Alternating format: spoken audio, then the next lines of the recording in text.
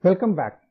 Now, logging is one of the concepts which is useful in the project. Suppose your project is running in the background on some server and it's keep on running say a couple of hours. So definitely no one is there to observe the output. So definitely you need a mechanism through which you can keep on logging the messages so that you can see at the end or sometime later. So logging is one of the way to help you. 567 is the library for the logging, and the 569 is the place where we log the message or the log the file. And something called here, it is called handler. Handler means that is what need to be done. Either you can write it to the file, you can write it to the console over here, and so on. So if you see when you say add handler, write to the files, it is a file and the file name is that folder log over here, which we have defined in 569. And in the file name we'll put it also date also, so that we know which date this has logged, and the dot log. That's all. And so when you run the 572, it has already added the handler. 573 is the level. Level means there are different kind of logging. One of the kind of logging is information, warning, and error. So if you put the level info, then information, warning, and error will be logged. So there are few more levels which you can see in the documentation of logging, but info is good enough for you. So basic config, that is the level we are setting it. Now we are done. So when you write it, let me show you the first debug log folder. So if you see the log folder, I'm deleting this, is the nothing, so now it is empty. So at the very first time when it is start writing, it will create it. So I'm running 575. It has done, and if you see, it is written here in our console, it is information. So let us see. So this is the file it has created, and it has printed, it is information. Okay. So similarly for warning, you can do it log var,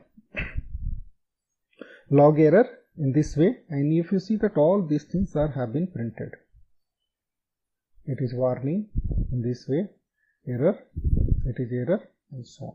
Okay. So this is the way you can log the messages. Now let us go ahead and do the some exception handling. So if you are trying to do something, some kind of operation, so this is the way you can put it in the try catch. So this will be try things that you will put it all the statement over here and catch it in the function, this error function. So this is the condition, either you can put it logging and also on. And after that you see what you want to do it. Suppose you want to quit, yes. If it is save, you want to save something, yes or no. Status 0, there is something status 0, I have forgotten that status 0, and run last false. Basically if there is anything, something need to be done. So this is the meaning. Otherwise you can exclude these things and handle it over here, that's all, because you have already caught that any exception over here. Anything exception will come, it will come over here. Okay, so you can write as many code as you want. Suppose if you have more code, you can write it something here like this something, and this way you can keep on writing it. Okay. So any program you write and that may throw some kind of error or an exception, make sure you write it in the try catch block. Okay. In case of one more thing, this if else, this is very helpful. You can have both if else in one. So let's assume that this number 1 has been assigned, and it is saying if number less than 1, print this, else this is print. So in if and else you can do it in one go. Okay. So this is one of the very helpful function. I have found it out, and most of the people use it. Here I want you to do the one class work. You nest the if else function to print that between 1 and 2 and greater than 2 also. So the way we have done for 1, also do it for 2 to print it for the number between 1 and 2 and greater than 2. So this will be your class work. And see, after learning so much things in the basic R, it may happen that how to get going in open source.